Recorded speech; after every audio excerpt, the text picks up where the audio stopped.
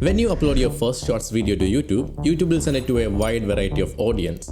So within the first 24 hours, your impression curve as well as your views curve will look something like this. There will be small bumps in the curve, and this is where the shorts video will multiply its growth and reach a wider audience. Let's call this area phase 1. So in this phase, the algorithm grabs your video and carefully places these videos in other people's feed. But how does the algorithm knows whom to send your videos to or where to place these videos?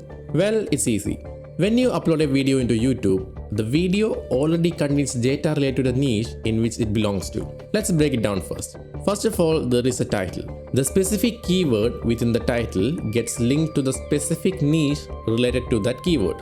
For an example, you made a shorts video about chicken noodles. The words both chicken and noodles triggers the food niche. But the food niche is a combination of hundreds and thousands of different varieties of foods and beverages all around the world. And only a subsection of all of these varieties of food items would be the so-called chicken noodles. And let's just say that 100 people are interested in this chicken noodles in general. In this, 20 people watch whatever videos about chicken noodles are thrown at them. Let's say 30 people would watch videos about chicken noodles, but only the best videos. And the rest 50% would give it a view but won't really engage with the video. But they surely would spend some amount of time watching these videos.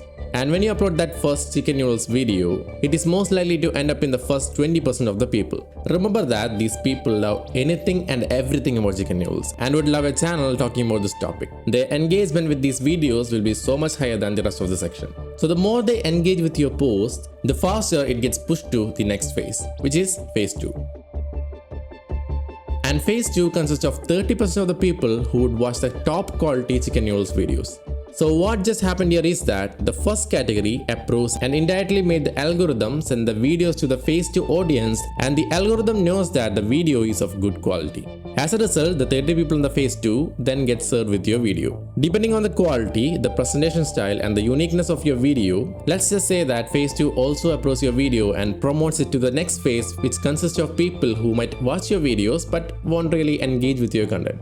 But to your luck, they also loved the video and start engaging with it, which automatically triggers the algorithm again. Right at this point, your video is out of the subcategorized niche, which is the chicken noodles section. And now the algorithm is trying to promote your videos to different viewers within the food niche, which is a bigger category. Let's call this category as phase 4. Here, everyone who loves foods and beverages gets a chance to view your video. And depending on your video style and everything I said above, almost everyone in the niche loved it. The video doesn't get stuck here because now the video travels to different types of people all around the world with different likes and interests. And finally, the video gets shown to almost everyone around the world, and this is the final phase. Sorry about that, I got carried away with the explanation. Now coming back to our metadata. We just covered the title section and how it triggered the different phases of the shorts going viral. Now let's check out the description and the transcript. When talking about the description, shorts most likely won't have a description, but if you put some keywords here, it can definitely help. This works with the hashtags as well as the tags.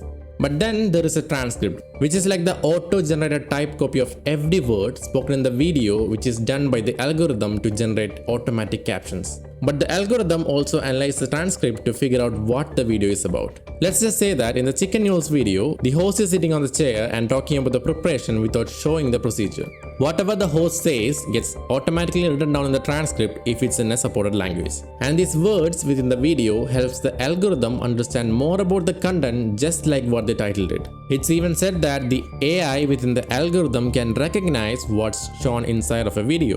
With these advancements in YouTube, you just have to focus on making high quality content and the rest will happen naturally. Just like we discussed about every video going through these 3 important phases before going viral, and if any one of these phases doesn't approve the content, or in other words, if the seed audience doesn't show much engagement to your video, the video performance starts slowing down and eventually the video freezes. Also, one other thing is that everything I said above applies to the very first video you post. If your video gets like 10,000 views, you'll at least get like 10 to 50 subscribers. Now these subscribers plays an important role in pushing your video or freezing your video.